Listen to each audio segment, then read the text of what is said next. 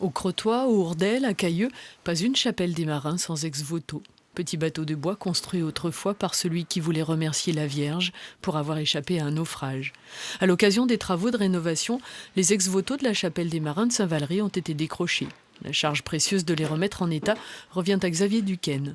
De métier, Xavier était sous-marinier, il était officier mécanicien, il s'occupait des moteurs. Là, la tâche est plus fine et délicate, mais précision et rigueur restent nécessaires.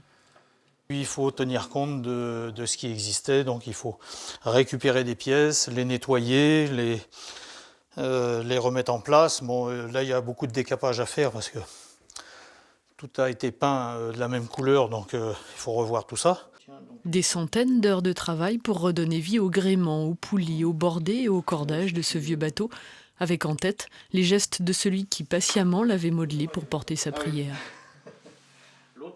On voit que c'est fait de façon rudimentaire, c'est fait avec les moyens du bord, si on peut dire.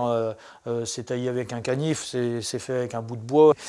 On sent quand même que le fond du travail est là, quoi. Il n'y a pas de souci, hein. C'est un marin qui l'a fait, ça, il n'y a pas de doute.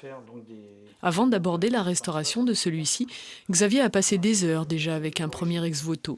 L'un comme l'autre sont sans aucun doute des répliques de ceux que l'on voyait entrer et sortir du port de Saint-Valery au XIXe siècle. Visiblement, avec leurs panneaux de cale, ce sont des bateaux qui devaient servir à transporter des marchandises, soit entre l'Angleterre, les pays du Nord. Le port de Saint-Valery travaillait beaucoup avec le Danemark et les pays comme ça. Non, ce sont des bateaux de commerce.